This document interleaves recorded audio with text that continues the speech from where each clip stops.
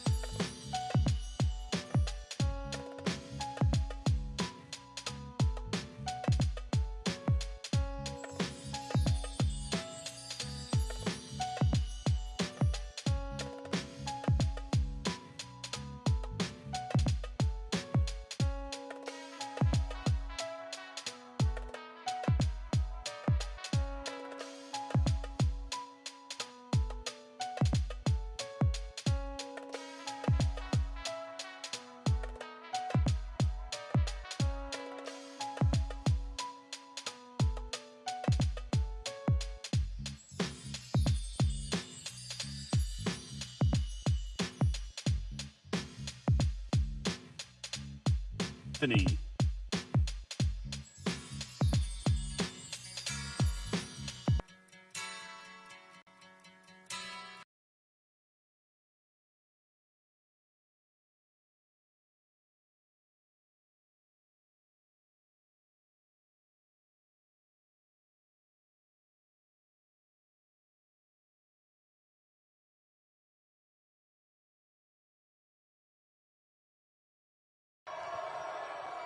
Как дела сегодня, Висконсин? Готовы ли вы сегодня к новому губернатору? Да. И у нас сегодня будут приходить очень важные мероприятия, когда мы можем это сделать, когда мы знаем о том, что мы здесь, и мы будем менять все, что у нас происходит сейчас. И, безусловно, наши оппоненты ранее на этой неделе выложили фотографии пары, которые были сфотографированы рядом с коровами, которые дают молоко. Ну что ж, губернатор, который знает разницу между быком и коровой, это здорово. Смешно было наблюдать, что они подошли именно к быкам и говорили о том, что эти быки, по их мнению, будут давать молоко. Ну, это демократы, и поэтому мы еще в очередной раз посмеялись над этим. Они очень далеко выросли от Висконсина, от Мелмуда в 30 милях к западу отсюда, и, вероятно, не знают, что такое вставать в 6 часов утра, когда я лично также делал, вставал и кормил коров и занимался сельскохозяйственными работами. И сегодня мы с женой открыли здесь бизнес. Я вырастил здесь 3 дочерей. Висконсин вообще отличный штат для семьи. И нам повезло иметь возможность жить в американской мечтой прямо здесь, в Висконсине. И обязуюсь перед вами, что мы позаботимся о том, чтобы ваши дети и внуки могли осуществить свои мечты прямо здесь, в Висконсине, так же, как и я это сделал.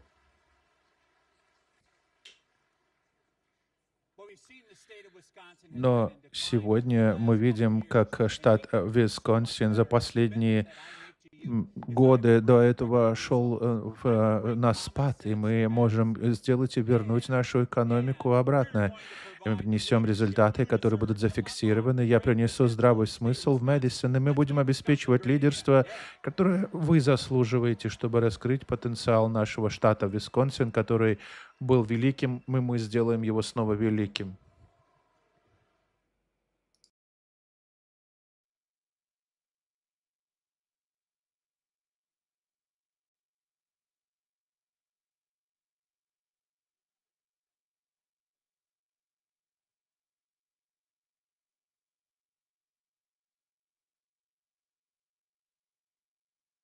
Ladies and gentlemen, please welcome to the stage Дамы и господа, Congressman Derek Van поприветствуйте Orden. сегодня на этой сцене конгрессмена Дерек Орден.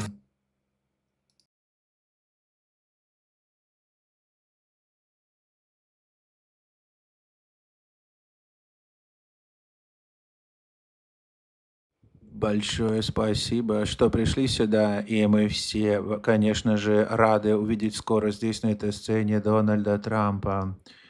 Да, конечно, и вы рады, что... Угадайте еще, кто будет здесь. Здесь будет секретарь сельского хозяйства, замечательный министр сельского хозяйства. Я хочу поприветствовать всех, которые сегодня будут здесь для вас. Добро пожаловать в наш великий дом. И если кто-нибудь сегодня может сказать о том, что Дональд Трамп и его администрация не заботятся о фермерах, то вы можете посмотреть им прямо в глаза и сказать, что вы — это куча навоза, потому что человек, который сейчас сюда придет, он сделал очень много для сельского хозяйства. И мы в любом случае сегодня должны быть уверены о том, что нашим фермерам не придется по ночам складывать руки и переживать из-за оплаты счетов, и то, что они фермеры, они будут работать, и у них будет достаточно денег для того, чтобы снизить затраты, для того, чтобы хорошо вести свой бизнес и процветать. Фермеры и президент Дональд Трамп очень много сделал для того, чтобы мы могли продолжать работать. И чем раньше я сейчас уйду со сцены, тем раньше я смогу реально выйти туда и пожать вам руки и сказать вот что. Надеюсь, Бог благословит вас и вашу семью, и я надеюсь, что Бог благословит великий штат Висконсин, и Бог благословит Соединенные Штаты Америки.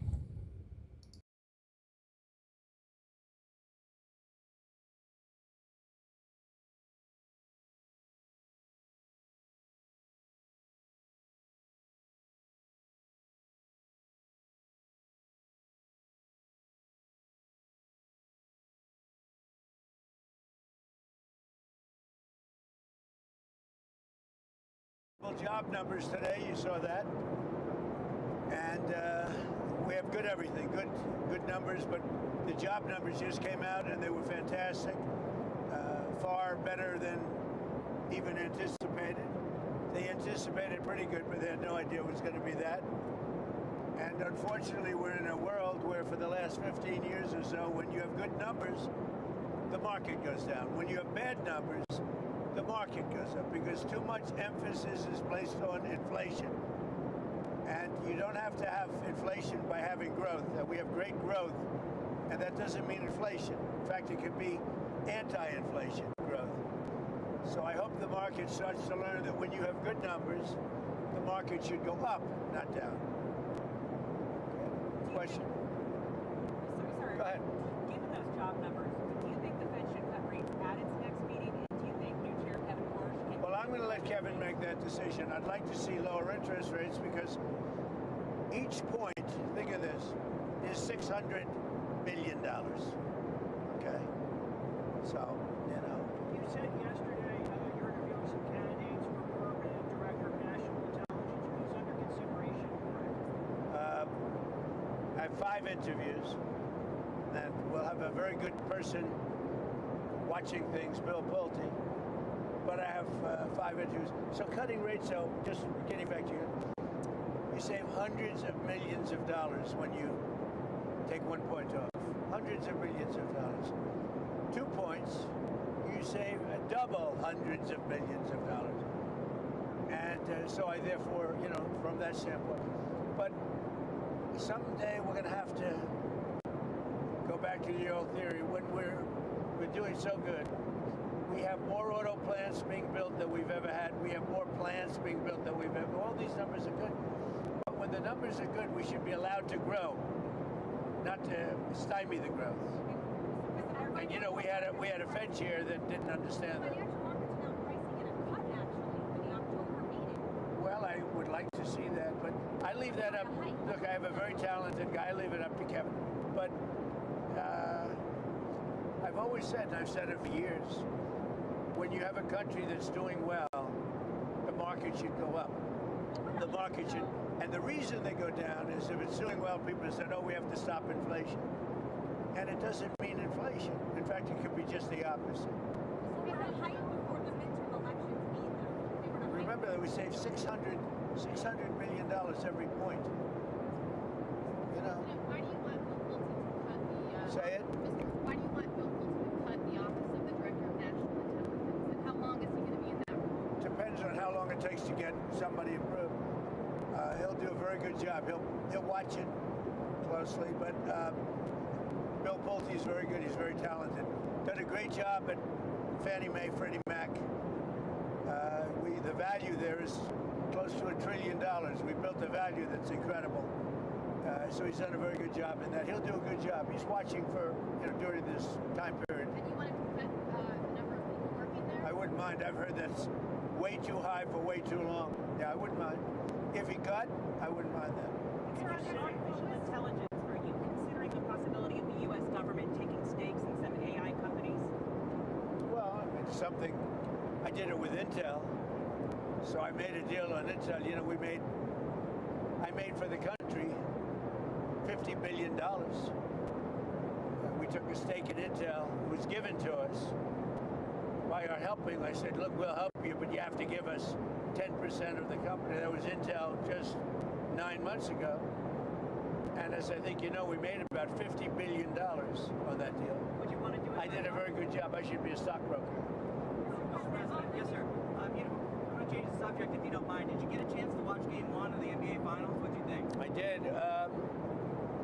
Well, Well, I'll be going to Game 3. I guess it's Game 3 on Monday. I thought it was amazing. I think the Knicks have an amazing team. The way they played started off slow, and it just got stronger and stronger. Wemby looks like he's going to be a great player, but they really played well, I thought. Quick follow-up. Did you see Wemby crossing his arms during the U.S. national anthem? Did you have any thoughts on that? I did not see that. Is that what he did? He did, yes. What did he mean by that? Nobody asked. Well, I guess you have to ask him. Well, who's your favorite Nick? Well, Brunson's fantastic. Towns is fantastic. They just have a great team. What do you think that the game you're going to, the cheapest price for the game 3 you're going to is $8,000?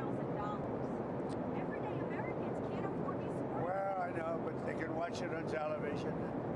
It's sort of semi-free to watch it on television, but that's the way life goes. You know, you have some, and now if the team wasn't a big success, you could go very easily. So, you know, you can do that too, but that's the way life is. You know, they've had great success. And don't forget, they've suffered also losses, and they've suffered during the bad time. Now they have a good time. They have a team that's amazing. I don't think they've lost a playoff game, right? Very unusual. Has that ever happened before? Has anyone ever had this kind of a run in a playoff game? I don't think so. Do you have any? On the new promenade you announced yesterday, Mr. President, Yeah. where's the funding going to come from? It's not a lot of money, and it's going to be beautiful. You know, it's always been, the Lincoln Memorial has always been very tied to the Potomac River, but they built 2 roadways behind it, unexpectedly at the time, many years ago, but after the memorial was built. It used to have a tie to the river, and then the highways cut it off. And we have a really beautiful plan where it goes over a beautiful series of platforms that bring you right down to the river. It's beautiful. Where's the funding? It's cool. It's a promenade. It's a beautiful promenade. Well, it can come from we have a lot of sources of funding. We won't have to go back to Congress or anything. We have a lot of sources of funding, and a lot of people have asked me to stay involved with the Kennedy Center. We had a judge who's totally conflicted, but that's all right. He's a totally conflicted judge, should be ashamed of himself. But they've asked me in the strongest of language to stay involved with the Kennedy Center. We want to see, because the building it's very dangerous, number one. Number two, it was losing for years tremendous amounts of money. So I'm considering that. But a lot of people have asked me to get it fixed. We have to fix the Kennedy Center, or we're both physically and from the standpoint of attendance. Mr. President, on oil and gas prices, I know you're saying that the oil prices and gas prices will fall after the conflict ends. Would you limit exports of gasoline if prices in the short term? I can do a lot of things. So we have a lot of alternatives. But the beautiful thing from our standpoint is we have more oil and gas and coal and everything else than any other country on the planet. And then when you add Venezuela to it, we have probably 64% of that type of energy. That's unbelievable. The Venezuela is working out very well. We're getting along incredibly. The country is happy. The people love the USA. And we have a lot of, the big oil companies are moving in there now as we speak. And we're going to be taking out millions of barrels of oil. Are U.S. oil majors doing enough to boost output in the U.S.? Are you asking them to do more? Sure they do. Well, we have everything we need. The world doesn't. But I will say, people thought it was going to be a lot worse. Today I looked at $96 a barrel. People thought that was going to be $300 a barrel. And in the meantime, we're having great success with Iran. They're not going to have a nuclear weapon. And they're in no position to have a nuclear weapon. Senator Tillis said he won't support Todd Blanche's confirmation unless Todd Blanche condemns January 6th. Do you have a reaction to that? Senator Tillis is a loser.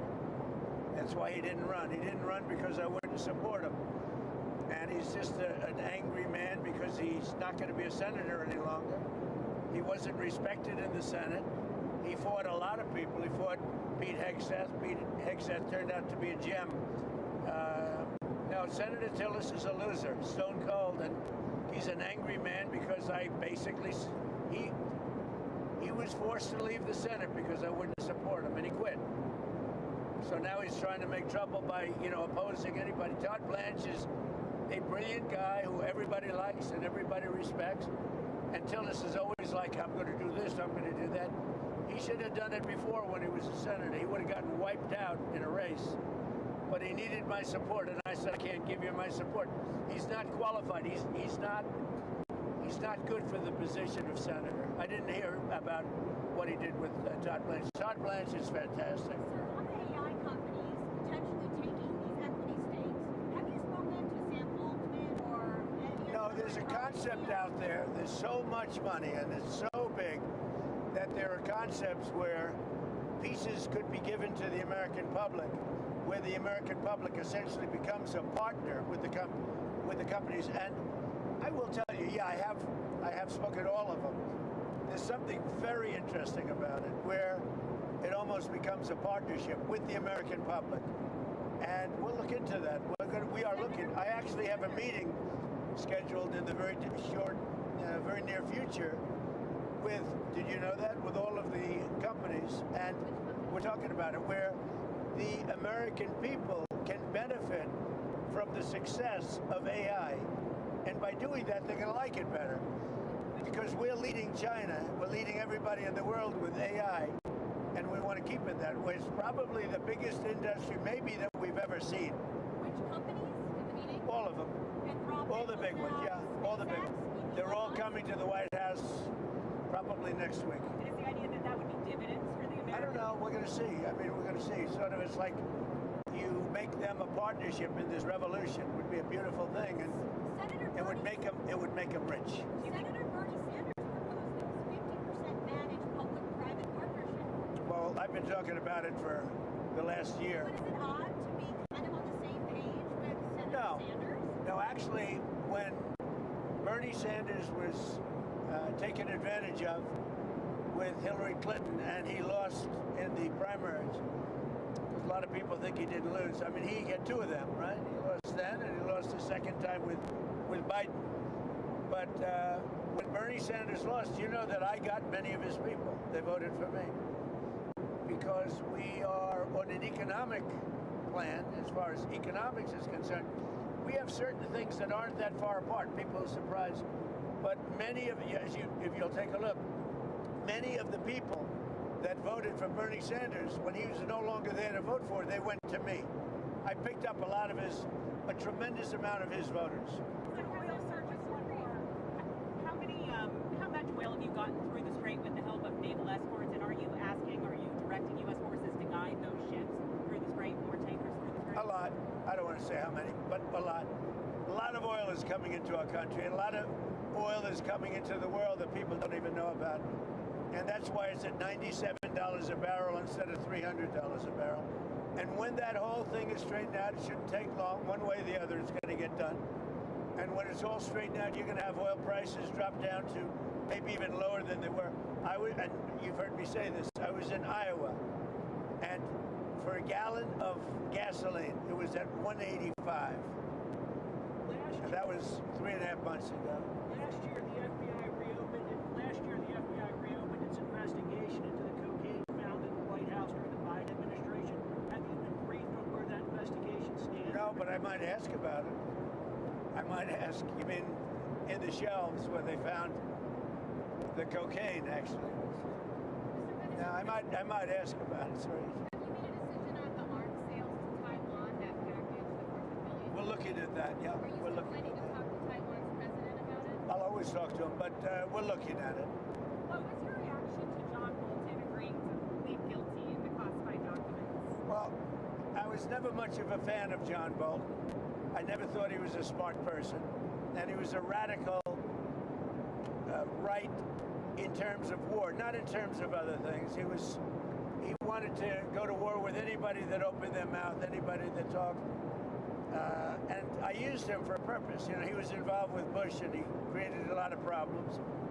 But he always wanted to kill people in war. And that was okay for me as long as I didn't listen to him, which I never did. He's a bad guy, John Bolton. He's a dirty guy, and we caught him. You know, we caught him. And, you know, he wrote a book. You look at all the information he took. I mean, if you look at that case, it's it's a great honor to have helped from the standpoint of encouragement. I looked at John Bolton as somebody that was a very dishonest guy and not a smart guy. And I guess he's paying the price for certainly being dishonest.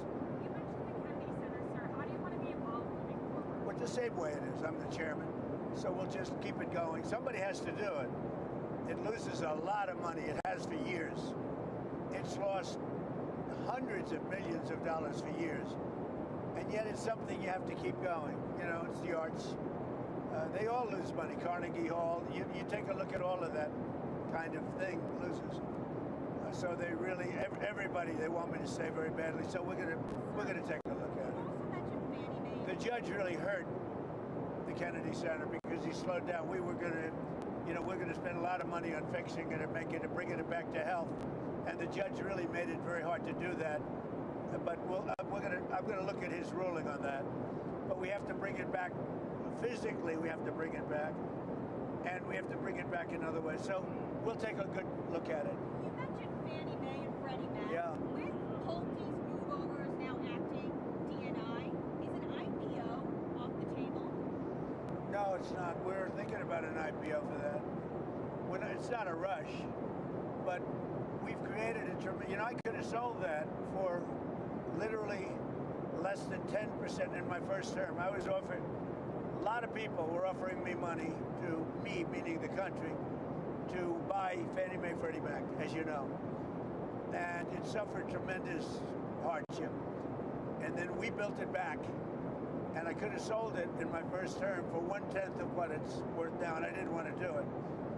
Now I think we would consider an IPO, yeah. And he would stay at, he would potentially... No, he'd be there. No, he's staying there. So then who are the people you're talking to for DNI? Can you give us I'm some looking names? at 5 different people, all very good, all people that you know very well, all people that do that kind of thing, and they're very respected people. Mr. President, what do you think about Major League Baseball owners pushing for a salary cap? Do you think it's time for baseball to have a salary cap? Don't they sort of have one? Don't they? It's a luxury tax threshold, but the teams that have the money are willing to spend it. Well, if you don't have a salary cap, you don't have a sport, because they can't help themselves. In sports, they can't help themselves. Football has a salary cap. Every major professional league except Major League Baseball in America. They should have done it a long time ago. I know so much about sports. They should have done it a long time ago. We're trying to help save college sports because they got some rulings that really essentially destroyed college sports. And we're working with Randy Levine and Nick Saban and some great people on trying to save it because it's so horrible. What do you think could happen if this NIL just gets completely out of control and nobody checks it? Well, I think what's going to happen if you don't have what they're trying to do now, that's sort of a cap in a certain way. If you don't have that, you really have a problem at not only college sports, colleges, where you see where Penn State lost $500 million, where a certain school that I like very much in Florida, they lose $400 or $500 million. You can't have that. Nobody can afford that because they go crazy. That's why when you say Major League Baseball, it's shocking, frankly, that they didn't put a cap on many years ago. They had a chance to do a cap and they blew it. Sir, on Ukraine, now that Zelensky has proposed a face-to-face meeting with Zelensky, do you still want them to go first before the U.S. gets involved in the talks? Well, I don't mind. I mean, it's let them deal. I'm the one that got them to this position. And I think that's going to get worked out. I think we're getting close to where Russia, Ukraine should have. It's a war that should have never happened. Would have never happened if I was president. But I think that's going to get worked out. Yeah. Will Secretary Rubio take a more active role, or do you expect He'll be involved. I'll be involved. JD, everybody. We'll all be involved. We want to see it done. We're not spending money. They're buying things from us, actually, at full price. With Biden, he gave them everything. It was just gave them hundreds of billions of dollars of weapons and everything else. But it's a war that should have never happened, and it's a war that has to be. Last week, 25,000 people, over the course of the month, 25,000 people were killed. Russia, Ukraine, 25,000. It's not acceptable. Not acceptable. Thank you very much. Have a good time. See you later. Sir.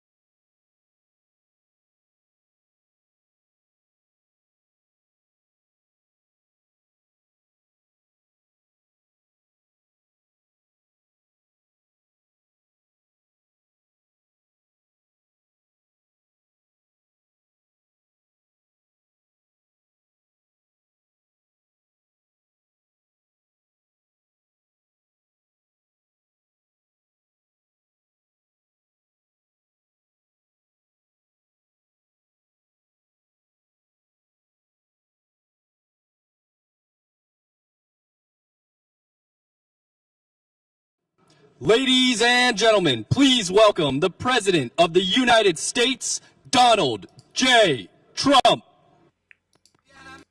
Дональд Трамп, пожалуйста, поприветствуем на сцене.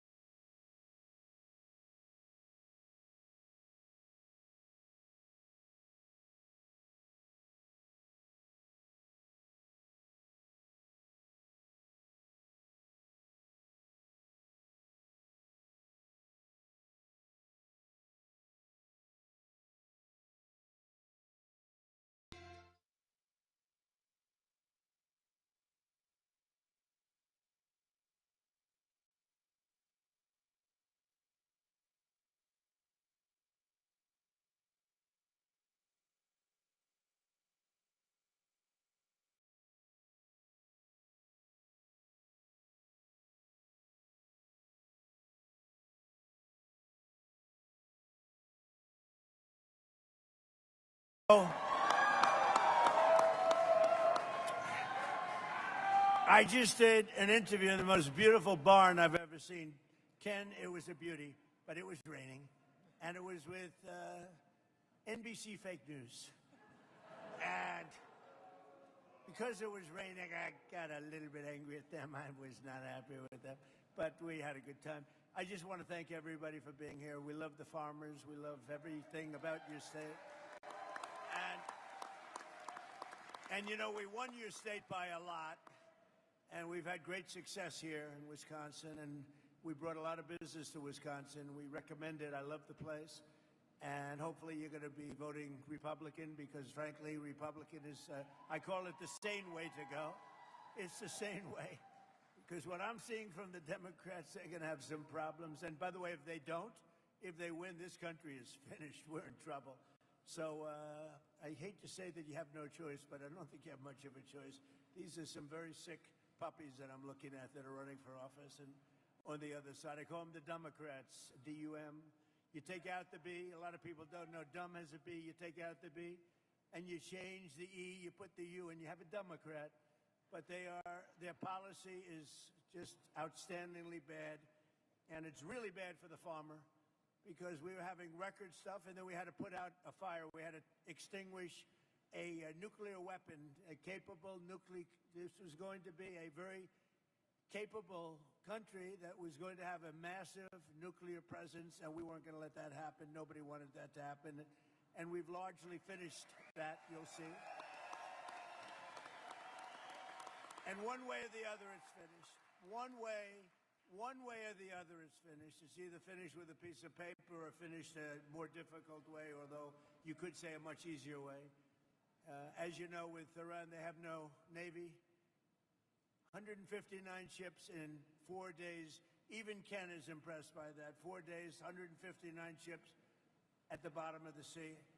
Not that we like that, but that's the way it is. And the blockade is unbelievable. There's never been a blockade like that. The Navy is... We have the greatest military anywhere in the world. There's never been a military like it.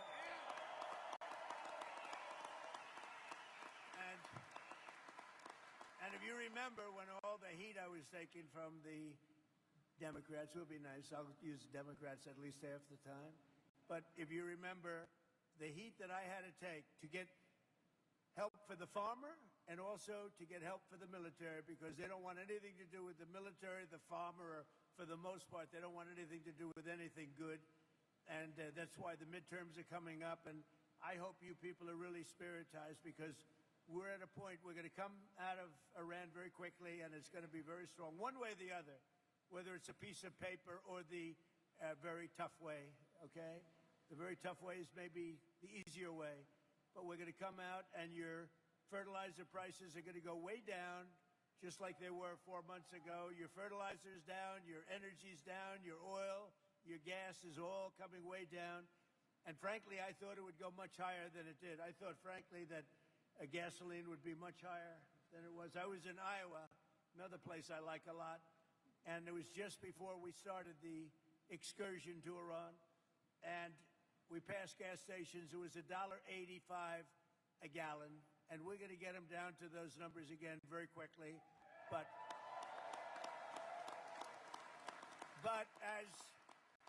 as they say in the farming business, we had to take care of business. Look at this guy over here. I don't know who the hell he is, but he is one hell of a specimen, I can tell you. This guy... This is one hell of a physical specimen. I thought I was big until I met you, Joe. You know, you're fantastic. That's what I like. Anyway, I just want to let you all know that I'm thrilled to be here at Custer Farms, and Ken and his family, they're amazing. I took pictures with them backstage and got to know them a little bit.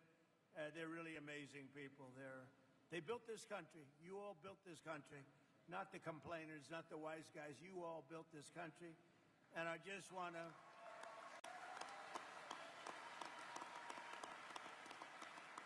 And I just want to let you know that Wisconsin, for me, has been just a great place. You know, it's known as difficult. It's difficult. You got to be good to win. But we won here, as you know. We won it a lot. And we're trying to figure out who the few people that voted against us are. We're looking for them right now. But today we're celebrating the historic strides for some of the most loyal, hardworking patriots anywhere in the nation. And they're really called our American farmers, and we're with you 1,000%, or I wouldn't be here. We're with you like you wouldn't believe, and you're going to see some very good things happen over the next 90-day period. I told Ken, 90 days, watch what happens. You're going to be better than you were 4 months ago. And before we begin, I'm delighted to report that for the third month in a row, Через 90 дней у нас будет прекрасное, замечательное событие, которое мы уже третий месяц подряд, показатели по рабочим местам увеличиваются, как мы видели сегодня утром. Так что мы обещаем вам о том, что все эти показатели будут увеличиваться, и все будет непременно хорошо. Так что происходит во время военного конфликта? Я уже называю это на самом деле, может, и войной, это практика, но в это время здесь, именно в Висконсине, создано 172 тысячи рабочих мест только в мае месяце, а это примерно в 4 раза больше, чем ожидалось, и теперь эксперты прогнозируют еще 30 тысяч рабочих мест. Это самые высокие показатели по рабочим местам за всю администрацию на данный момент. И я очень этому рад, так что это здорово. У нас есть одна шутка, у нас есть проблемы в этой стране, потому что я немного старше, чувствую себя сегодня как нежели 50 лет назад. У нас здесь отличные сенаторы, я чувствую, что те старые времена, которые были с хорошими показателями, сейчас снова дают подобный рост. Все это прекрасно. И то, что у нас отличные показатели, фондовый рынок реагирует на это, и я думаю, что процентные ставки также будут расти. Так что ставки растут, они останавливают инфляцию. И знаете, что они еще делают? Они делают рост к тому, что нам приходится... Мы возвращаемся к этой системе, когда у нас хорошие показатели, рынки растут, они падают, и именно так мы выстраиваем величие в штат за штатом. И вы строите величие, так что я думаю, что нам приходит отличный господин Кевин Уорш, ФРС, он проделает отличную работу. Мы избавимся от этого Пауэлла, слишком опоздавшего во всех показателях. И придут новые показатели в ближайшие 2,5 года, можете поверить. Так что время быстро летит, и мы можем провести работу, которую мы сделали. Знаете, печально, потому что авторы речей, советники, все эти люди, вообще-то э, не хочется слушать ни одного из них, когда вы находитесь в подобной истории. Я хочу говорить о том, что у нас было на границе, что у нас приходило сюда огромное количество, около 25 миллионов нелегальных человек, наркоторговцы среди них, люди из психиатрических заведений, 11 888 особо опасных убийц. Большинство из них, более 50%, убили более одного человека. Есть те, которые убили 7 человек, их пускали в нашу страну. И сейчас нам приходится еще и бороться с коррумпированными судьями, администрациями, политиками, которые не хотят, чтобы мы их выдворяли из нашей страны. Но они быстро уезжают, и сейчас у нас последние 12 месяцев самая безопасная граница. Поверить сложно, но ни один человек не перешел нашу границу за последнее время. Да, в это сложно поверить. Они сказали бы, например, 20 человек могли перейти. Но по сравнению с 25 миллионами, которые перешли во время спящего Джо Байдена, ну что у нас было 0 человек. Это прекрасно. И, кстати говоря, отчеты составляют левые, так что я думаю, что это делает их довольно-таки авторитетными. Сейчас мы принимаем людей, которые приезжают легально, и я говорю, давайте посмотрим, давайте поговорим о границе, сэр. Никому не интересна граница. Я сказал, я выбрал выборы по вопросу границы, но сейчас, когда граница под контролем, это уже не тема. Ну, хочу похвастаться этим, хочу слышать о других вещах. Например, сегодня, говоря об удобрениях, мы об этом тоже поговорим. Когда только что я пришел, яйца были дорогими. Знаете что? Я унаследовал эти высокие цены от демократов, от Байдена. И когда демократы пытаются диктовать повестку словами, они много говорили о доступности. Они выдумали это слово, потому что каждый раз говорили, ну а что же будет с ценами на яйца, насколько они будут доступны. Так вот, мой второй день я провел пресс-конференцию, когда проводил Байден примерно за 6 месяцев, и я сказал о том, что мы сделали намного больше. Так что Слипи Джо, что Ньюском, который из Калифорнии, вот, они делают именно так. Давайте посмотрим, кто будет мне задавать этот вопрос сейчас. Ну, например, Джим Смит из NBC. Я так не делаю. Они просто начинают кричать, задавать вопросы, перебивать меня. Как насчет яиц? Как насчет яиц? Расскажите про яйца. Я сказал, да что же происходит с этими яйцами? Господи, давайте посмотрим. И мне сказали, что у нас великолепная пасхальная охота за яйцами в Белом доме. Практически мне сказали заказывать пластиковые яйца, потому что в период Пасхи мы не могли найти настоящих. Я вызвал Брук Роллинс, секретаря по сельскому хозяйству, и сказал, Брук, снизьте, пожалуйста, цены на яйца. В чем же проблема? Их снизили быстро. Кстати, раз уж речь идет о Томе Тиффани, нашем прекрасном конгрессмене. Я был там и все 8 лет назад, прямо в начале начале, поддерживал этого парня. И мне понравилось то, что он делал, понравился. Я купил у него авиабилеты в Тиффани, заработал много денег. Так что я его поддерживал на выборах, и он пошел как ракета. Он победил и продолжает побеждать. А теперь он баллотируется на должность губернатора. Так что не хочу критиковать. После этого у вас еще был один не очень хороший губернатор, который тоже баллотируется в губернаторы. Мы посмотрим, как будет развиваться политическая гонка. Надеюсь, он хорошо справится.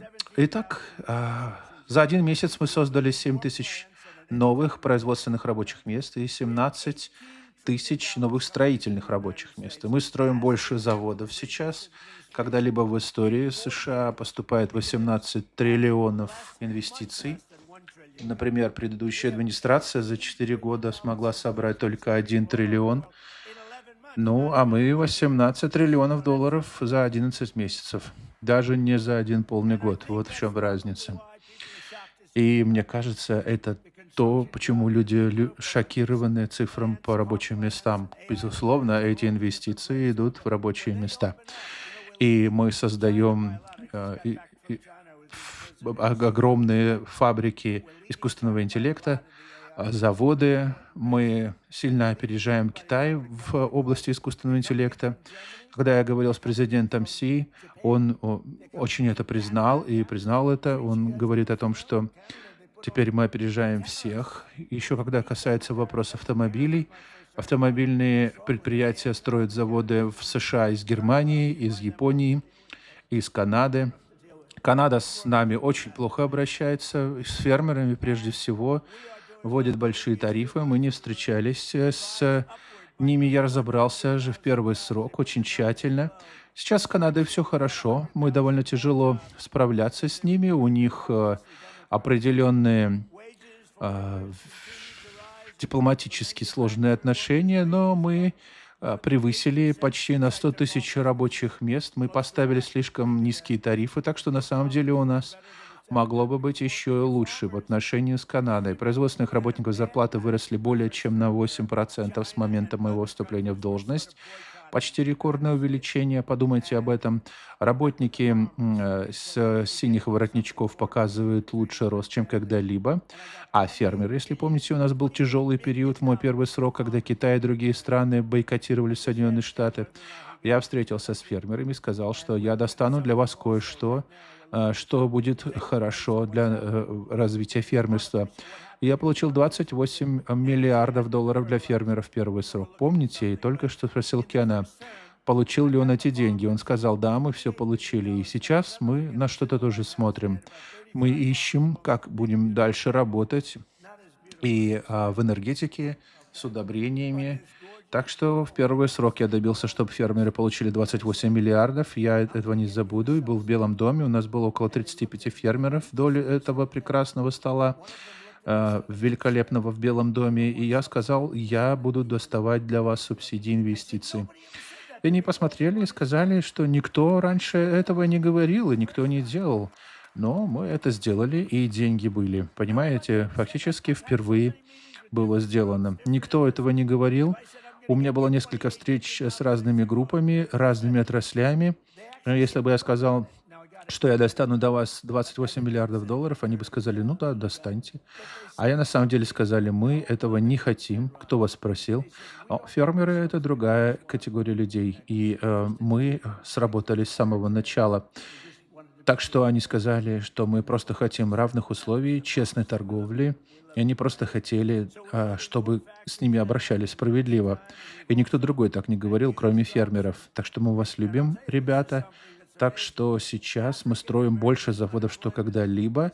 Сейчас мы делаем огромные вложения, и это невероятно. Безработица среди афроамериканцев на самом низком уровне когда-либо. Я не знаю, откуда взялась эта статистика, но я ее принимаю. Я вообще не знаю, откуда, черт возьми, берется много чего. Еще не так давно мы были мертвой страной.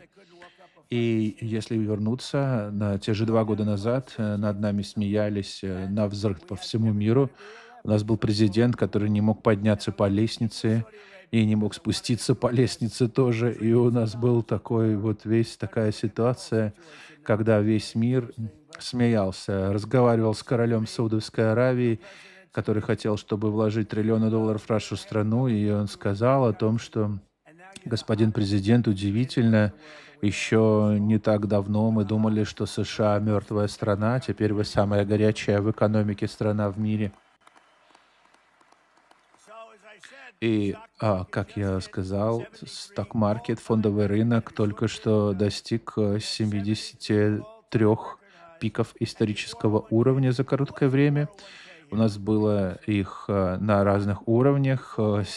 Также ваши пенсионные накопления, 401k, скажу прямо, у многих, как вы знаете, достигли рекордного максимума. И это еще не все. Мы продолжаем. Мы только пережили очень большой успех в Вашингтоне. У нас было очень много чего там, в стране, в столице. Было неправильным управлением. Сейчас мы восстановили 22 фонтана, которые раньше не работали. Представить сложно 50 лет. Ни один из них. Повсюду были граффити, все было ужасно.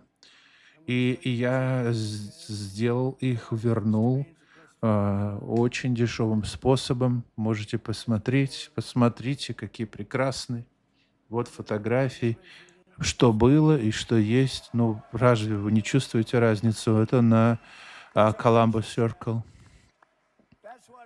И это столица нашей Родины. Как это было ужасно при Байдене, при демократах. И посмотрите, насколько это прекрасно сейчас. А потом я не перестаю радоваться тому, что у нас теперь прекрасный отражающий бассейн, 2500 футов, самый длиннее любого здания. И я вам показываю, посмотрите, вот это крупнейшие высокие небоскребы. Empire State Building, World Trade Center. Смотрите, в 2-3 раза длиннее. И это обошлось бы в $400 миллионов, чтобы все это исправить.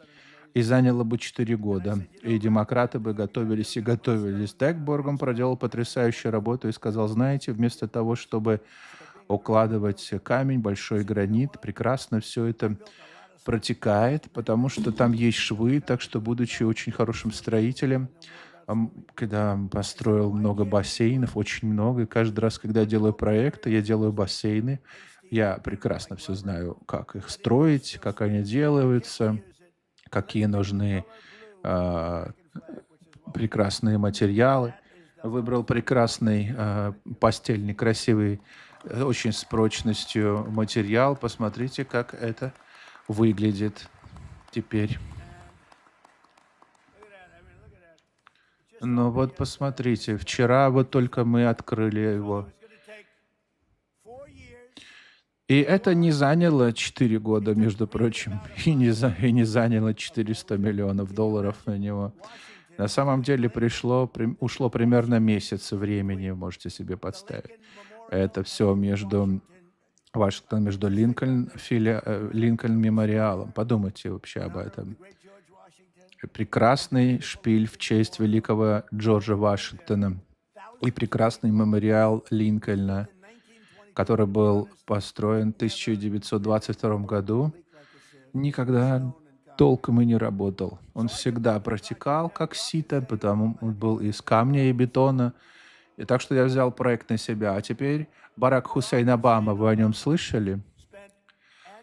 Так вот, Барак Хусейн Обама и спящий Джо Байден потратили $150 миллионов, пытаясь это исправить. Так и не открыли отражающий бассейн. И это было ужасно и отвратительно. Это был полный бардак. Я послал своего специалиста по бассейнам, сказал, оцените это, посмотрите, что можно сделать.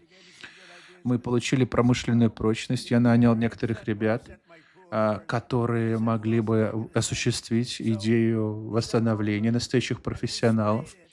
И они посмотрели и сказали, что мы несли красивую основу для бассейна, которая может прослужить 50, а может быть и 100 лет без ремонта. И вместо того, чтобы тратить 4 года, мы потратили 1 месяц, а вместо 400 миллионов это заняло $10 миллионов. Какая разница большая? И, безусловно, посмотрите на мемориал Линкольна. У нас есть Вашингтонский монумент, и это сейчас как красиво теперь выглядит. Бог как зеркало, вода прекрасная, чистая. А было что-то вроде настоящего мусора. Барак Хусейн Обама хотел сэкономить деньги, поэтому он вывел воду, брал прямо из реки Потомок. И это не очень хорошо сработало. Много чего выходило из этой реки плохого. Так что сейчас это заняло примерно месяц работы. По сути, мы добавили к этому все остальное, но подумайте, сравните 400 миллионов долларов и 10 миллионов долларов, и сравните 4 года против месяца за работу, которая действительно имеет результат. Так что мы делаем много таких вещей, мы гордимся Вашингтоном, восстановлены 22 фонтана, которые не работали вообще, и все сегодня они выглядят прекрасно. Так что я скажу вам, теперь они чистые, без граффити, и Вашингтон самый безопасный город. 1,5 года назад это был очень небезопасный город. Очень небезопасный. Ваш ребенок поехал бы посмотреть мемориал Джефферсона или Линкольна или какой-либо другой, и, может быть, даже и не вернулся обратно домой, потому что ужасные вещи там происходили. Направили туда Национальную гвардию, мы справились с этой задачей. Мы арестовали 5000 человек, которые были преступниками по профессии. 2% населения, подумайте об этом. 2% населения составляет 91% преступности. И мне не нравится эта статистика, потому что 2% как-то лучше убирается, чем 91%. И, кстати, многие из этих людей приехали в нашу страну благодаря политике открытых границ спящего Джо Байдена. Самый безумный политик, который я либо слышал, что мы сэкономили деньги. И теперь вы можете приехать в Вашингтон и увидеть также и новую траву в парках. Люди говорят, что даже не узнают ее. Мы сделали ее чуть даже больше, чем за год. И я сказал, что это можно оценить как потрясающе, поскольку самое главное сейчас считать безопасный город. Ты можешь пойти туда, отдохнуть.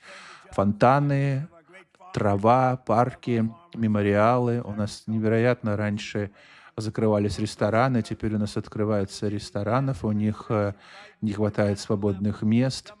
И это же еще и рабочие места, безусловно.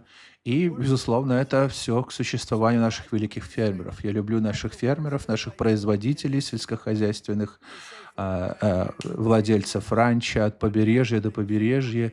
При предыдущей администрации Байден и радикальные демократы в Конгрессе создавали фермеров с жестким ограничением, осадили вас с худшей инфляцией. Так что администрация Байдена была худшая инфляция за всю историю нашей страны. Говорят, 49-48 лет, самая большая. Но у нас была худшая инфляция, которая только была. И подумайте об этом. Мы провалились экономически.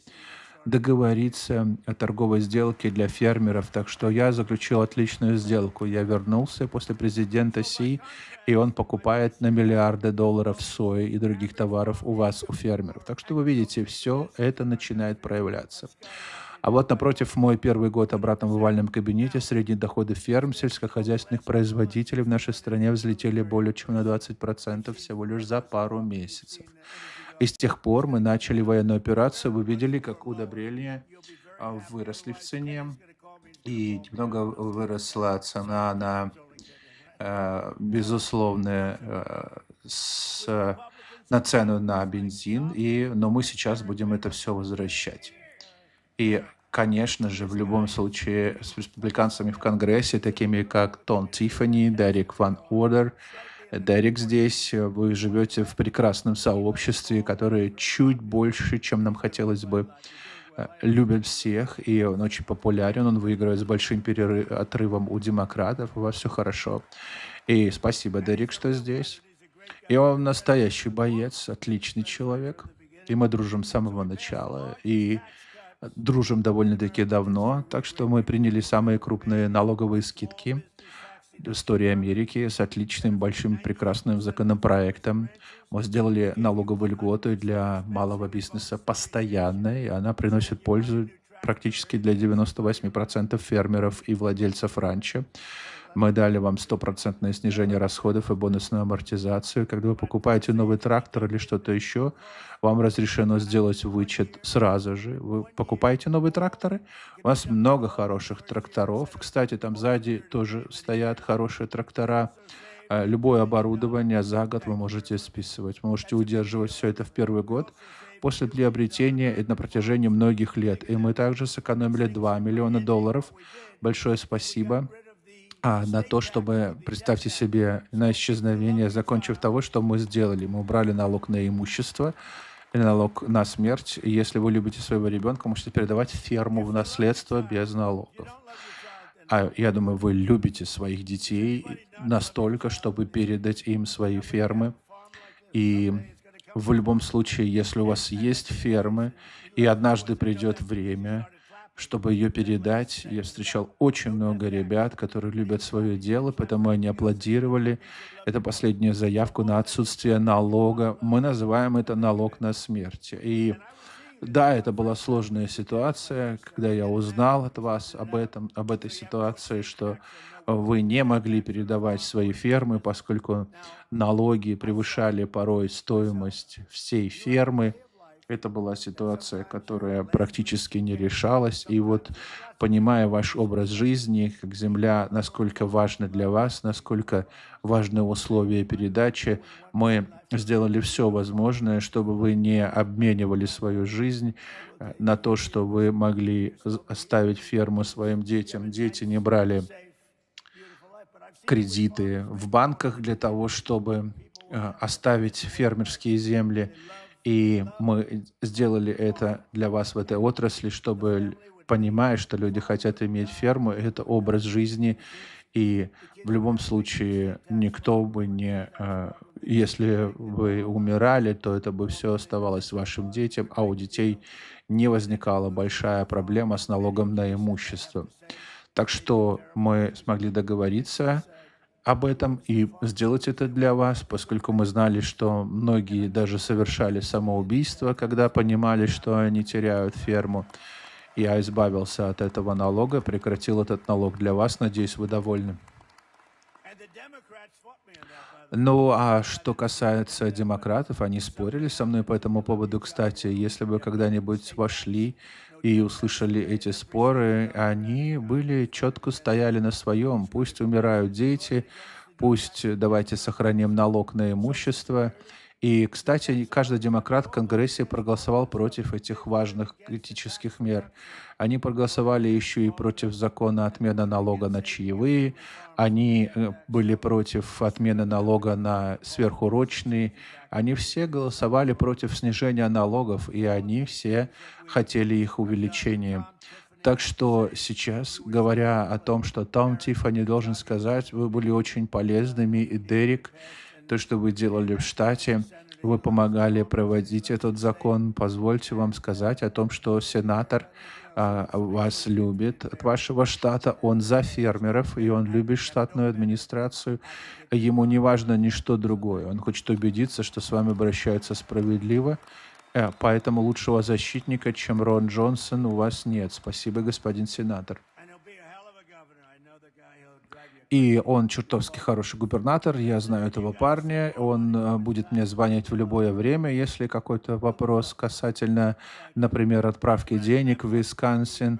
Я ему говорю, оставьте меня в покое, но тем не менее он будет звонить и бороться за американского фермера, как никто раньше не боролся. Так что вот здесь, когда я думаю, что вам нужно четко понимать, кто отстаивает ваши права, потому что ему нравятся фермеры, и в любом случае здесь, в прекрасном Белом доме, наслаждаясь, смотря других по телевизору, как они говорят, впервые я разрешил убрать обязательства по этим безумным мандаториям на электромобили, которые в вопросах фермерства вообще не работают. Представить себе сложно. если бы тракторы были электрическими или еще как бы это могло работать. И говоря даже о Илоне Маске, прекрасный человек, он гений, он мой друг. У нас был тяжелый момент, когда я ему сказал, что, знаешь, я тоже люблю электромобили, и там есть свои минусы, если говорить о расстоянии и о заправках, многом другом. Они, безусловно, отличные. Есть бензиновые машины, есть гибриды, есть ваши бризальные тракторы, которые не хотели, чтобы превратили в полностью электрические тракторы. И мне даже в голову бы не пришло, если бы вы могли останавливаться каждые 15 минут для того, чтобы заряжать свои тракторы, а может быть даже 10 минут. Не очень хорошая идея, правда? Но, однако, у демократов в головах были и такие идеи. Ну, в общем, мы решили эту проблему с мандаториями. Мы прекратили электрические обязательства. Покупайте любую технику, которая вам необходима. Одна из других причин, и чтобы могло бы буквально разорвать бензиновую отрасль, у нас здесь очень большие поклонники бензиновой отрасли, кстати, потому что если демократы вновь вернутся, они снова начнут бороться с бензиновой промышленностью одним махом, запомните это. Мы упразднили все эти ненужные ограничения по продажам E15 круглый год. Вы помните, что мы все оказались этим довольны абсолютно. А демократы только и говорили про E15. Сводили меня с ума. Они говорили, слушайте, можем поговорим про E15? Том Тиффани звонил мне и говорил об этом. Ну, в общем, мы выполнили ваше желание, ребята. И масштабно также расширили страхование урожая. Выделили исторические $12 миллиардов сельхозпомощи. 12 миллиардов, потом это было 28 миллиардов в первом сроке. Так что посмотрим, сможем ли мы остановить, увеличить крупных производителей оборудования для того, чтобы вы могли помочь вам в ремонте сельхозтехники и дали право на ремонт и возможность проводить его по меньших регуляций. И это некоторые из вас лучшие механики. Кто-то работал с Джон Дир, я буду также говорить об этой компании. Они делали очень много тракторов и практически наложили очень много регуляций на это, но сейчас мы покончили с этими регуляциями, и на самом деле это может делать ваши тракторы более дешевыми и производительными, и никого не отправят в тюрьму, кстати говоря, если поймают вас на ремонте трактора, как это было раньше. И кстати, мне пришлось даже помиловать одного человека из тюрьмы, который ремонтировал свой трактор самостоятельно. Это звучит абсурдно, и мало кто в этом СМИ говорит, но ему могли дать 7 лет за это. И я был в шоке, когда я это услышал. Я дал этому человеку помилование, а предъявляли обвинения демократы ему, потому что он ремонтировал свой трактор. Я обещаю вам, и я пообещал Кену, что если когда-нибудь вас поймают на ремонте трактора или грузовика, я дам вам помилование. Вот такие безумные демократы. Что поделать? Я не знаю, почему люди до сих пор это говорят. Я отменил этот нелепый так называемое требование по выхлопным газам, и многие фермеры довольны этим, потому что на всякий случай, если вы понимаете, о чем идет речь, нелепый закон эпохи Байдена, просто безумный, ограничивал возможность вам работать, потому что считалось, что вы загрязняете землю намного больше, чем вы производите, и привносите вреда. Это самое глупое решение, оно было отменено, и у нас очень много фермеров и подрядчиков, строителей, которые говорили о глупом законопроекте, который был. И это все серьезные ребята, которые думают, что сейчас они никогда больше не доступят, не позволят, чтобы демократов избрали людей, похожих на то, что это все было. Фермеры плакали, в этом сложно поверить. Действительно, в какой ситуации они были загнаны, они были обложены налогами, Они были обналожены с вещами, которые могли отправить их в тюрьму просто за ремонт их тракторов. Они должны были платить намного больше и были буквально обложены налогами. И, конечно же, с нашими историческими торговыми сделками сейчас, когда я расширил экспорт американского мяса, птицы, сои, биотоплива и молочного производства, Висконсин может вздохнуть спокойно. Я просто вижу, что экспорт молочных продуктов вырос на 1,2 миллиарда долларов при нашем руководстве. Это все момент конфликта, который продолжается. Помните, и я сказал о том, что мы сейчас, конечно, имели возможность такого рода инвестиций, поступающих в нашу страну. Ни у кого другого такого нет, даже включая Китай. Ни у кого не было такого объема инвестиций, поступающих в страну. Так что рост на 41% в Японию, вы увеличили продажи в Японию, 48% на Ближний Восток, 61% в Европейский Союз, 63% в Южную Азию и 85% в Австралию. Так что у вас идет все довольно-таки хорошо, и вы увидите результаты еще лучше примерно через 3 месяца по нашим прогнозам. Я также подписал то, что вам может понравиться. А может, нет, не знаю. Но прозвучало бы хорошо. Мне показалась бы очень хорошая идея, то, что я подписал, что цельное молоко в здоровье детей в закон. То, что вы понимаете, что это значит. И еще одно дело было подписано в Белом доме. У нас были люди, которые за это боролись годами. И я позвонил Рону, и он сказал, что это звучит хорошо, и нужно бороться, это полезная идея, и мне тоже это нравится. Становится теперь полностью много делается для детей, отлично. Мы работаем с Конгрессом, чтобы быстро принять новый закон о фермеров, и мы уже далеко продвинулись в этом. У нас есть отличные одобрения в Конгрессе, самые жесткие одобрения. Я думаю, что мы очень хорошо движемся к завершению закона о фермах. И напоследок, с помощью фермеров, таких как здесь, мы сможем помогать снизить цены на продукты для трудолюбивых американцев, и они снижаются довольно-таки быстрыми темпами. Помните, что я унаследовал эти цены в инфляции, и тогда это было ужасно, когда я пришел, что было абсолютно все сделано. Так что выборы были украдены, и они достигли того, что они начали уничтожать экономику. Похоже, что и в Калифорнии сейчас такое представляют. Представьте себе, они 4 дня не могут посчитать результаты выборов. 4 дня. В Испании было так. Я небольшой поклонник Испании, если честно. Она сильно отдалилась налево. Но у них были выборы, и все голоса уже были посчитаны, будто бы примерно такого же размера, как штат Калифорния. На самом деле чуть больше. И каждый голос был отдан 10 часов вечера и считался. Все будете ждать неделями, чтобы получить и подсчитать эти голоса. Это все коррупция. Потому что кто-то знал, что это совершенно некомпетентно. Им надо точно знать, сколько голосов нужно нарисовать для того, чтобы понять, начать считать голоса. Вот удивительная система, которая сейчас стала работать. Это обман. Когда вы смотрите на выборы, даже на относительно крупные выборы в одном штате, в одном городе, в Лос-Анджелесе, они даже близко не считают голоса. Посмотрите, что происходит. Все теснее и теснее. Кто должен победить? Все небольшой и небольшой идет разрыв. 5, 6, 7%. Это коррумпированный штат.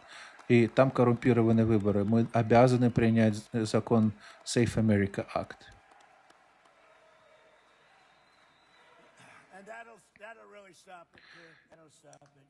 И это действительно остановит это мошенничество.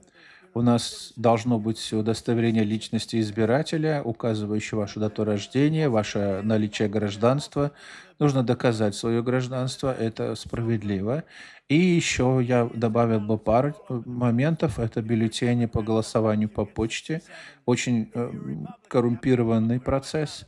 Так что, когда отправляют миллионы бюллетеней повсюду, вы знаете, демократы получают иногда по 6 или 7 бюллетеней. А если вы республиканец, вам приходится звонить и говорить, где же мой бюллетень для голосования.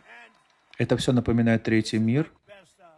И также я бы добавил еще вещи: никаких мужчин в женском спорте и никаких трансгендерных операций на малолетних детях без разрешения родителей. Никаких. Так что мы это добавили все. И мы имеем очень большие ставки, когда топливо снизится, действительно будет снижаться. И я тогда могу еще сказать, что для меня большая честь быть здесь. У нас здесь сенатор Рон Джонсон, и у нас есть конгрессмен Том Тиффани, и конгрессмен Дерек Ван Ордер, и также спасибо для вас. Похоже, что вы все такие прекрасные, сильные люди. Так что вы очень привлекательные люди, и это здорово.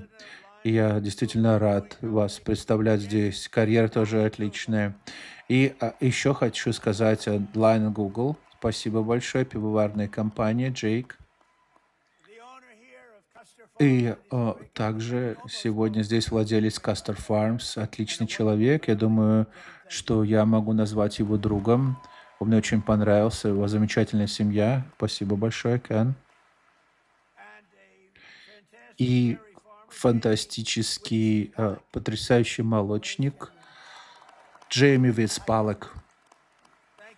Спасибо за ваше присутствие.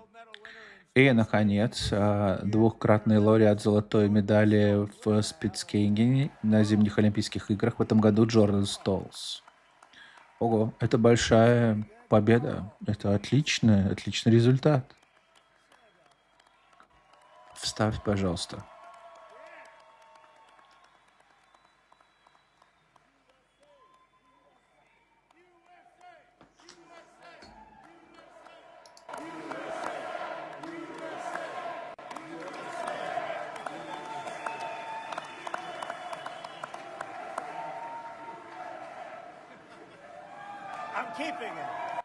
Ну вот теперь она останется у меня. Я оставлю ее у себя и не отдам тебе ее обратно. Потому что мне очень нравится золото. Поздравляю, конечно, я бы хотел бы коснуться этого, и я благодарен вам за это. Его нога как камень. 2 золотые медали, вау, огромная вещь. И говоря об этом спортсмене, это довольно-таки круто. Безусловно, вы проходите через большие соревнования с множеством отличных спортсменов. И Олимпийские игры — это замечательно. Я буду участвовать в 2034 в 2034 году в Солт-Лейк-Сити. Отлично, мы будем болеть за вас. И идем по порядку. Брук Роллинс, перейдем к Рону Джонсону и Тому Тиффани и Дереку. Потому что вы можете рассказать нам действительно тяжелой жизни, которую вы проводите здесь в борьбе с довольно мерзкими людьми. Вы встречаетесь несколько довольно-таки сильных мерзких людей. И мы попросим вам сказать пару слов, если вы не против, и вернуться к нашей теме. Со чертовски длинный список выступающих. Мы можем здесь всю ночь с вами провести, безусловно. И потом я вернусь в это место под названием Вашингтон, чтобы продолжить вас всех защищать. Так что, если вы здесь довольно-таки можете рассказать нам о том, как вам нравится этот олимпийский парень, о том, как мы бы хотели спросить Джордана Столоса, о том, что вы сказали пару слов. Прежде всего, я хочу поблагодарить вас всех, и фермеров, которые здесь, и людей в стране, которые понимают, насколько вы меняете ситуацию в стране. Вы и есть наша опора, наше имя, нашей нации. Для меня лично я стараюсь, например, думать об этом. Я пытаюсь хорошо, благодаря нашим фермерам. Я употребляю много стейков, молочных продуктов. Вы опора Висконсина. Я просто хочу сказать спасибо всем за то, что это возможно. И это настоящая речь победителя. Это очень трудно выигрывать, я знаю, особенно когда вы имеете делать с долями, секундами. Это тяжело делать. Так что, секретарь, пару слов. И насчет большого спасибо. Я благодарю Бога за дождь, и за фермеров, и за президента Дональда Трампа. Президент Трамп упомянул о том, что когда он вернулся в овальный офис, мы унаследовали почти 50 миллиардов долларов дефицита сельскохозяйственной торговли при Байдене. И это не было заключено ни одной новой сделки в этот период. Мы потеряли 50 миллиардов долларов доступа к рынкам по всему миру. Только благодаря Трампу за последний год неполный было заключено 19 новых сделок. Рынки открылись по всему миру. Мы собираемся побить рекорд по молочным продуктам, по орехам, кукурузе, по этанолу. То, что мы продвигаем продукцию американских фермеров, лучшее в мире, обратно в остальной мир. И одновременно мы буквально возникаем из пепла. Мы унаследовали ресурсы, которые никогда не были такими высокими в истории нашей страны, будь то топливо, удобрения, рабочая сила, семена, одно за другим. И все эти показатели заметно при демократах снижались, как и обещал президент. Мы вот скоро, сейчас мы будем дальше двигаться. Мы дождемся, когда бензин снизится. Сэр, нет лучше американцев из всех американцев, которые бы не благодарили вас за то, что вы делаете. Рон Джонсон, пожалуйста. Мистер Президент, добро пожаловать в Висконсин. Еще раз вы уделяли огромное внимание нашему штату, и мы действительно это ценим. И когда недавно встречался с великими фермерами за кулисами, вы попали в самую точку. Все здесь любят фермерство, этим занимаются, и это третье поколение ферм. А может быть, даже и мы передадим это все четвертому. И многие сталкиваются с множеством трудностей. То, что, как мне сказалось, было очень распространенным во всех комментариях. Но мы все поняли, что республиканцы и вы будете бороться за нас, рабочих мужчин и женщин в этой стране, которые сделали эту страну великой и которые будут продолжать делать ее великой. И мы все будем делать это и бороться с демократами, которые оставили большой бардак. Вот да, Бог благословит вас. И я надеюсь, что вы будете следующим губернатором. Надеюсь, ваш следующий губернатор. Пожалуйста. Мистер Президент, и там, где мы сегодня сидим, примерно в 30 милях отсюда, на молочной ферме, я доил коров вместе с моими братьями и сестрами. Я хочу поблагодарить вас за подписание этого законопроекта о цельном молоко для детей. Нет причины, почему дети не могут получать цельное молоко в наших школах. Спасибо большое. Я также хочу поблагодарить вас, как и министр сельского хозяйства, потому что вы отстояли лесную отрасль. Мы снова управляем нашими лесами здесь, в Америке, которые десятилетиями находились в упадке. Вы делаете очень много хорошего в этом плане. И последнее, что я хочу сказать. Господин справа от вас стал точком развития на 6 лет, когда пришел в Конгресс Соединенных Штатов и показал до этого, каким катастрофическим было то, что сделали демократы, и во что они превратили наши прекрасные плодородные сельхозземли в Висконсине по всей Америке в периодические источники энергии, такие как ветер и солнце. Это было ужасно. Мы не имели ни энергии, мы не имели ничего. И вот о чем мы говорили, когда мы были 2 июля прошлого года, и когда у нас была встреча в Белом доме, это все привело к высоким тарифам на коммунальные услуги, привело к разрушению сельхозземель, и мы не позволим, чтобы это снова произошло здесь, в Висконсине. Да, он прав насчет этого, Дерек. Пожалуйста, господин президент, нам удалось подать примерно 1,5 часа в овальном кабинете, и вы тогда, когда мы говорили о 50 миллионах долларов, которые вы отправляете в штат Висконсин на чистый красивый уголь. И спасибо за это. Спасибо. То, что вы подписали программу на 50 миллиардов долларов, законопроект об инфраструктуре сельского здравоохранения. Из этого более 200 миллионов долларов поступает в штат Висконсин, и мы обеспечили здравоохранение в наших сельских районах. Спасибо за это, сэр. Вы также подписали этот замечательный законопроект «Цельное молоко для здоровых детей» в рамках иска. Вы только что открыли каждый внутренний рынок в наших школах, и это потрясающе для движения МАХА, Make America Healthy Again, для наших детей, для наших молочных фермеров. Спасибо за это. И последнее, мы очень надеемся на то, что Вот в чем дело.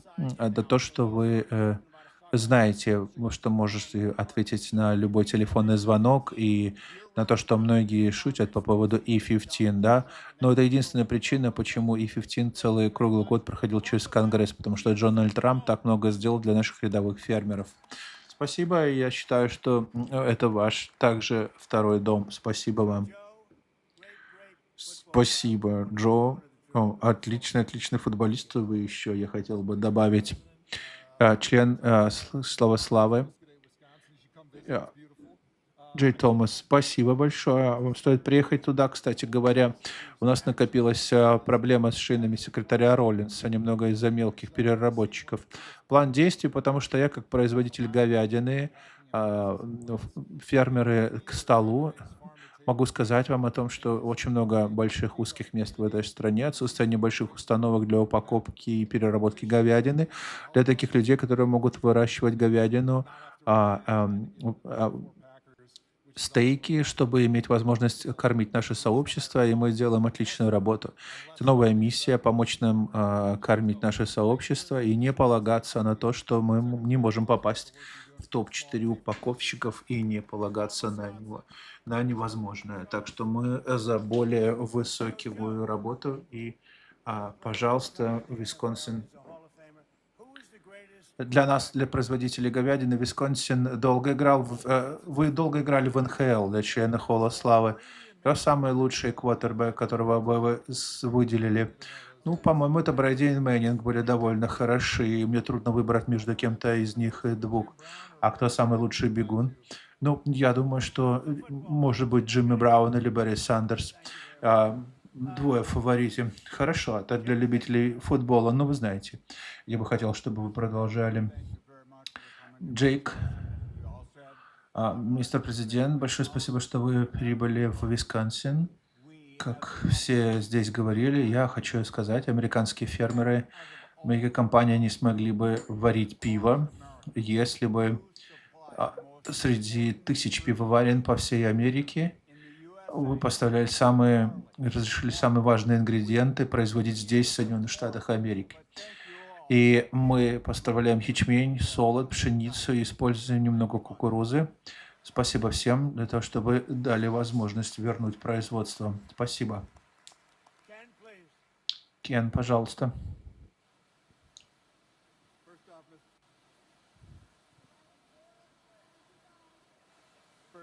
Это дождь идет.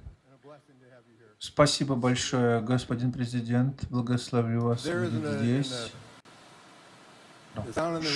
Шум от дождя. Сейчас мы находимся под пластиковой крышей. Мы слышим, насколько сильный дождь идет. И многим рискуем на Божье благословение. Наши предки в этой стране это понимали. И это делает нас великим. Именно Божье благословение. И, конечно, я благодарю вас за то, что вы делаете это честно, за то, что вы выполняете свои обещания, принимаете правильные решения для Америки.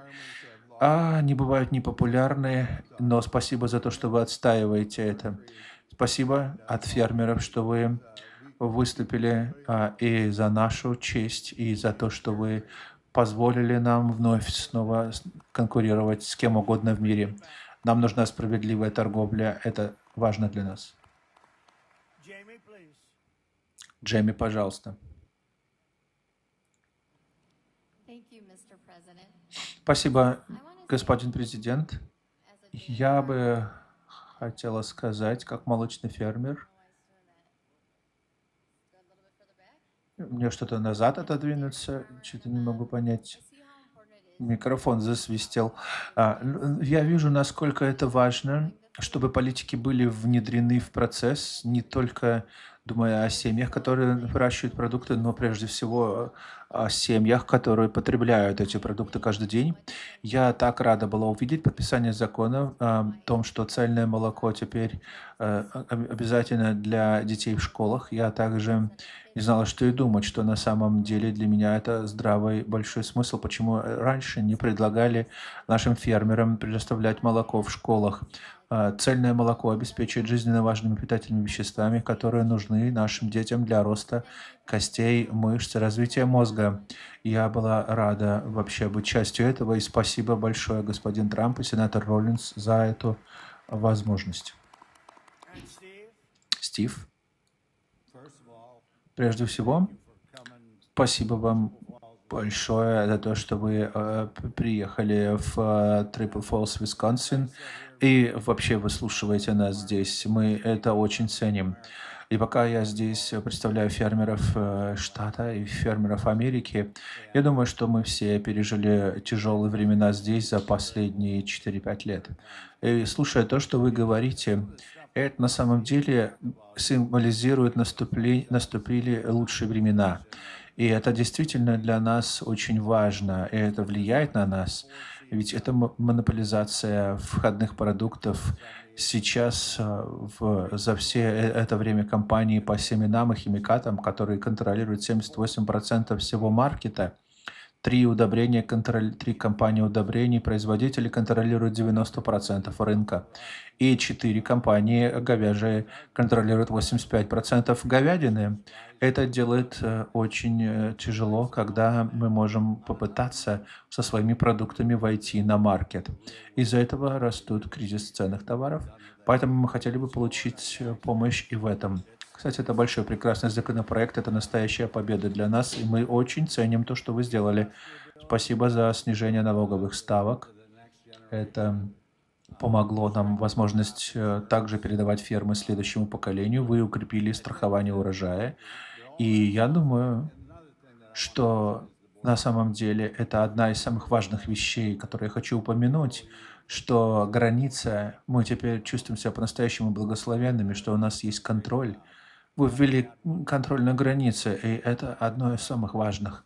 И сейчас я думаю, что вы проделали отличную работу. Мне нравится, что мы достигаем лучших результатов в бизнесе. Я разговаривал с секретарем Роллинс. Знаете, мы были компанией на 8 тысяч человек при вашей первой администрации, но сейчас у нас 121,5 тысячи человек. И она только начинает расти, наша отрасль. И мы сейчас в процессе переговоров по крупному проекту в Аляске, который называется Glen Farm, о которой, я думаю, что вы все хорошо знаете.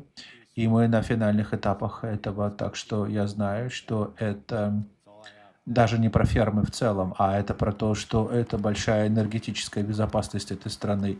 Спасибо, что вы этим занимаетесь. Вы хотите что-нибудь сказать?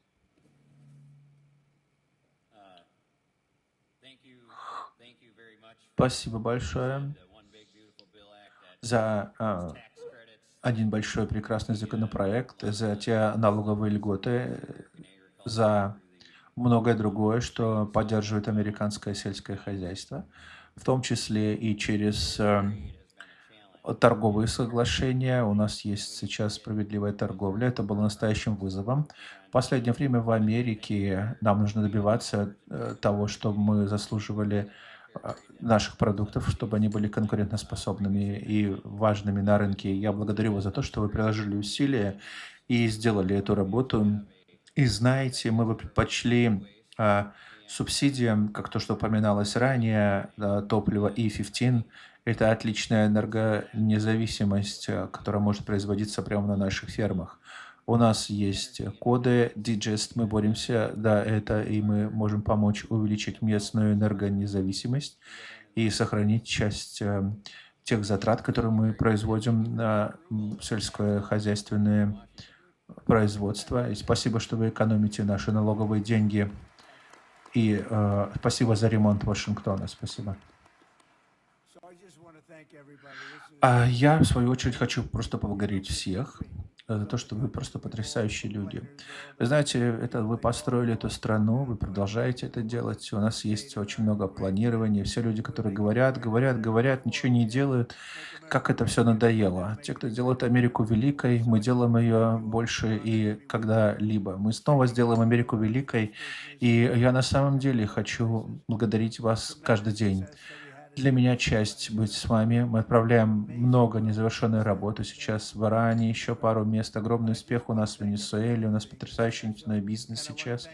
Это невероятно. Хочу поблагодарить вас всех за то, что вы здесь. И я действительно благодарен за вашу поддержку. Спасибо. И мы сделаем это все беспрецедентно. Все будет хорошо. Спасибо за то, что вы были здесь.